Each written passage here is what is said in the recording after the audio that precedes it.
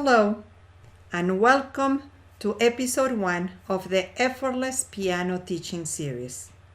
My name is Alicia Romero, and I am a piano teacher passionate about helping junior teachers to deliver engaging lessons in person and online. My background in engineering and distance education allowed me to approach my piano teaching practice from an interdisciplinary perspective. My research work on the conversion of graduate applied piano courses to online environments has been downloaded 750 times. I have presented my work at conferences and written articles for piano magazines and newsletters. Finally, I was the advisor of the Calgary Piano Pedagogy Group for 4 years. During that time, I led the group by sharing teaching strategies, lesson plans, my interdisciplinary teaching approach, bringing guest speakers, and organizing fundraising events. Subscribe to this series if you want to expand your views on piano teaching, try new strategies, or are interested in knowing more on how to teach piano online. Most of the episodes will include resources for download to go even deeper on the topic addressed. In this episode, I would like to talk to you about teaching repertoire connected to the winter season beyond the traditional Christmas carols. I will present 3 tips that touch on the purpose of teaching this type of repertoire, considerations to keep in mind when choosing pieces, and possible sources.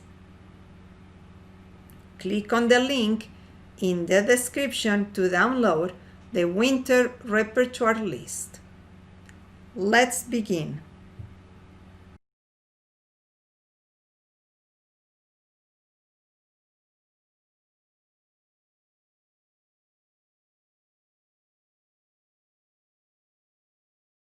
Before you start looking for repertoire, it is important you are clear about the purpose of teaching this type of music. Do you want students to be exposed to repertoire that describes or is connected to the winter season? Do you want students to focus on expressive playing? Do you want to spark your students' creativity? Or perhaps you want them to develop their sight reading skills or to experience playing in a duet. Try to limit your purpose to 1 or 2 elements at the most and write it down. Remember, out of sight, out of mind.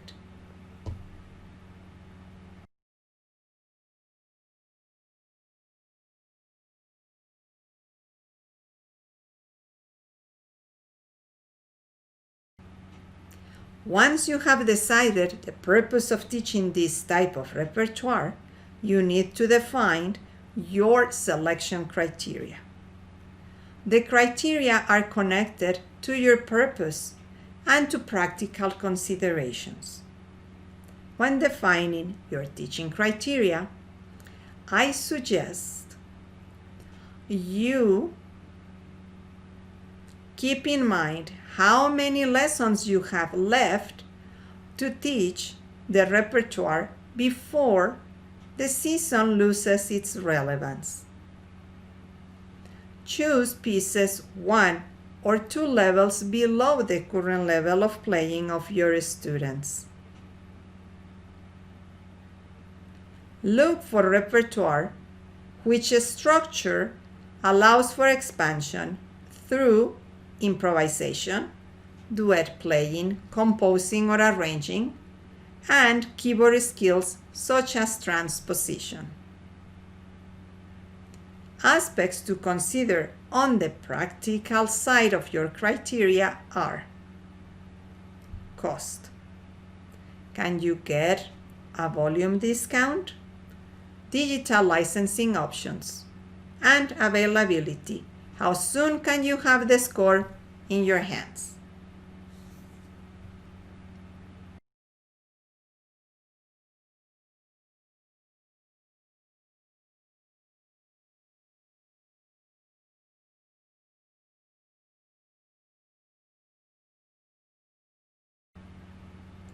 There are many ways you can go about finding repertoire.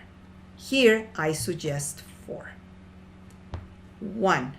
Look into your library. Method books include a variety of pieces with winter titles. Number 2. Ask your students to bring to class what they have at home. Number 3.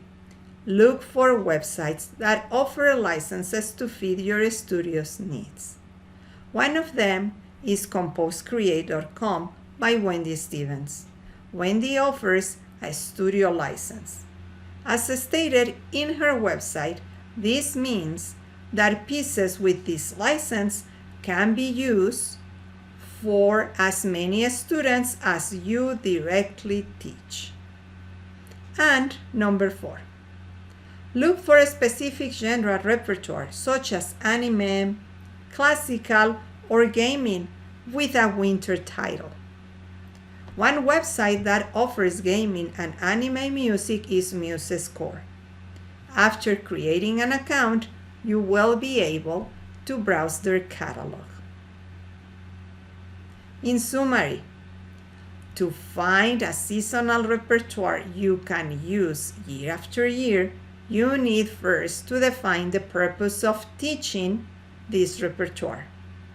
Then, write down your selection criteria or parameters, both pedagogical and practical. Finally, guided by the purpose and criteria, start your search at home in your own library, then your student's library, and finally expand on printed music and digital options. Now is your turn to act. Download the winter repertoire list and use it as a starting point once you have defined your purpose and criteria. Let us know if you like the episode by clicking on the like icon. Finally, sign up to our Facebook group to share ideas and find support from like-minded teachers.